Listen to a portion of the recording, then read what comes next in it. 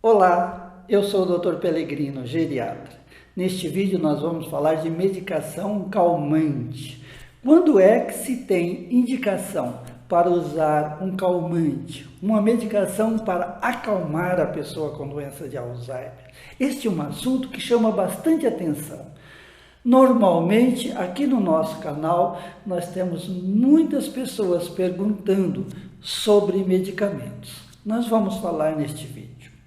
Antes, nós te pedimos, deixe um like. Esse like é importante para nós.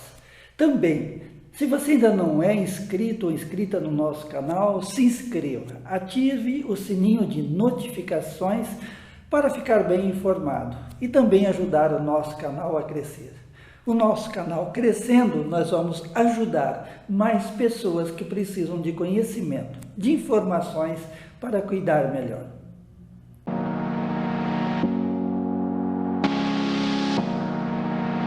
Medicações para acalmar a pessoa com doença de Alzheimer.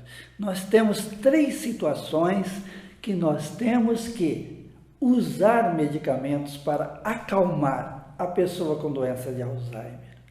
A primeira situação é quando o paciente ele coloca-se em risco a sua segurança e a segurança de quem cuida, de quem convive com ele. Por exemplo, tem pessoas com doença de Alzheimer que ficam bastante agitados e agressivos.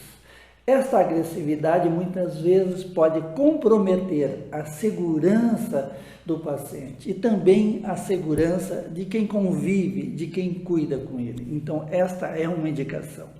A segunda indicação é quando o paciente fica muito agitado, quando ele tem aqueles sintomas neuropsiquiátricos, como agitação psicomotora, que é andar de um lado para o outro, aquela perambulação, ele senta, daí 1 minuto, 30 segundos já levanta, ele começa a caminhar de um lado para o outro, aquela inquietude, aquela ansiedade muito grande. Quando ele tem alucinações, quando ele tem delírios, né? Quando ele tem alguma ideação de suicídio ou uma ideação de agressividade. Nestas situações está indicado o uso de remédio calmante. E também, a última, é quando todas as medidas não medicamentosas falharam. Quando você já tentou, você esgotou o seu estoque de jeitinho, de paciência para contornar aquela situação.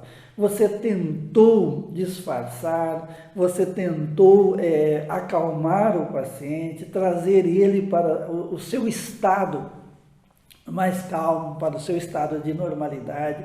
Você evocou as suas recordações, você já usou a música, você já usou infinitas maneiras de contornar a situação e não conseguiu. Aí tem indicação de usar medicamentos para acalmar. Nós temos várias classes de medicamentos para acalmar a pessoa com doença de Alzheimer. Os mais usados são os neurolépticos, né?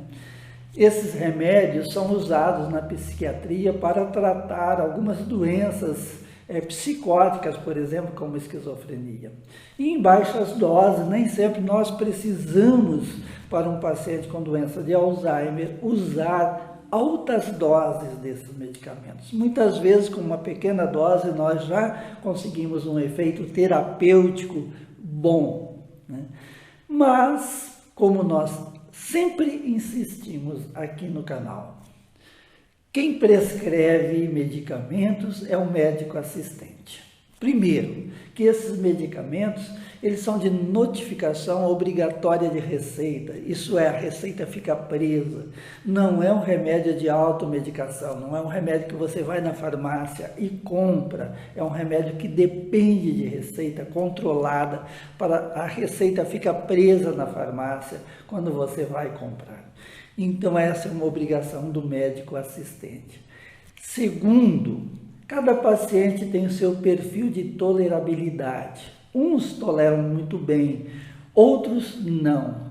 Tem pessoas que se dão bem com uma determinada classe de medicamentos, outros nem sempre é possível. Tem outro fato também, Tem pessoas que respondem a baixíssimas doses. Com pequenas doses ele tem uma boa resposta. Tem paciente que nós precisamos atingir doses mais elevadas. Enfim, este tabuleiro, este jogo que envolve a prescrição de remédios calmantes para uma pessoa com doença de Alzheimer tem várias peças. E as peças têm regras e as peças dependem muito do andar do jogo. Não é uma coisa fixa, não é uma receitinha de bolo que você pega todos aqueles elementos, segue todas as etapas e você vai ter um resultado. Não é assim. Nós, como falamos, temos uma classe que é bastante usada, que são os neurolépticos, que são a quetiapina, olanzapina, a risperidona, mesmo o haloperidol, quando não tem, é disponível outros medicamentos. Esses remédios já são bastante usados, eles têm um perfil bem seguro, apesar de ter contraindicações.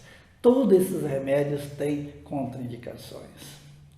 Tem outra classe de medicamentos que são os derivados do benzodiazepínico. O mais comum é o clonazepam, né, que o nome comercial é bastante divulgado, bastante conhecido, é o Rivotril. Esse remédio, ele tem algumas indicações, principalmente o paciente que tem uma agitação noturna e em baixas doses. Porque todos os derivados benzodiazepínicos, tudo aquilo que é terminado em pan, né, o diazepam, bromazepam, lorazepam, o diazepam, enfim, para pacientes idosos, para pacientes com Alzheimer, muitas vezes eles dão um relaxamento muscular muito grande e nem sempre acalma. Em outras pessoas tem efeito rebote.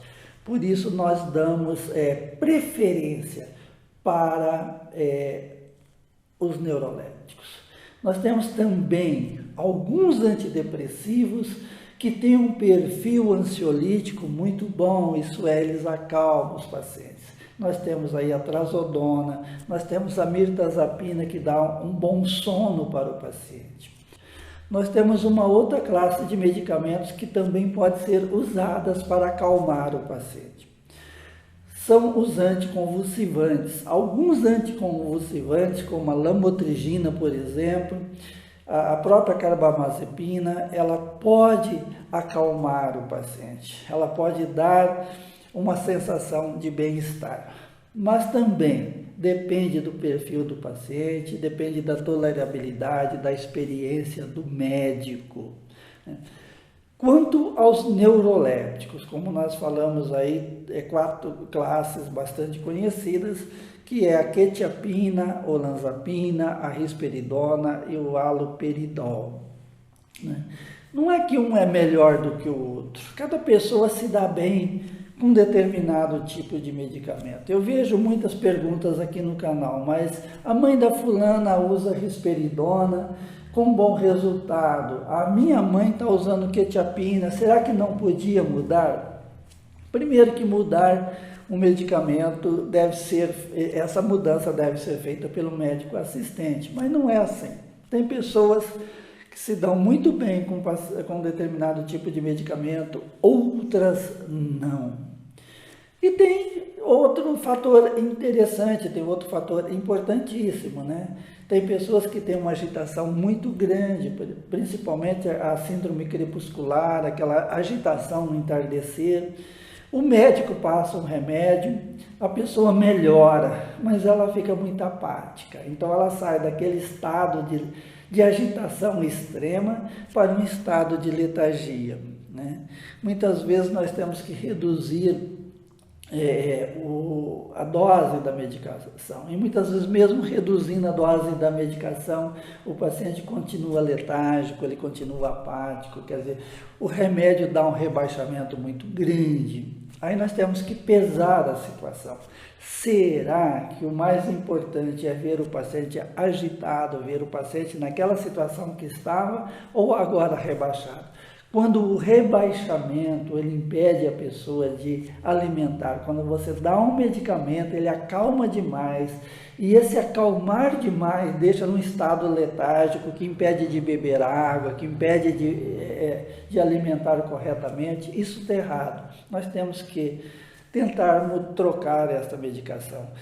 porque nós temos que acalmar o paciente, mas nós não podemos deixar o paciente também sem alimentar, sem beber água, muitas vezes prostrado.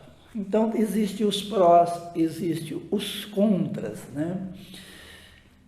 Eu fiz esse vídeo atendendo inúmeros pedidos. Tem muitas pessoas aqui no canal que deixaram o seu pedido. Olha, fale um pouco mais de medicamentos.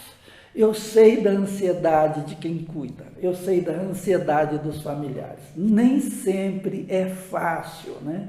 Muitas vezes o familiar, o cuidador familiar, ele espera que um remédio venha solucionar aquele problema, né? É um problema de muita angústia, de muita agitação, ou de alucinações, ou de delírios, ou de insônia. A pessoa passa a noite perambulando naquela agitação, deita, fica lá 5, 10 minutinhos deitado, levanta, anda um pouquinho, volta a deitar e fica naquela situação a noite toda. Isso é uma coisa extremamente desgastante para o paciente, para quem cuida.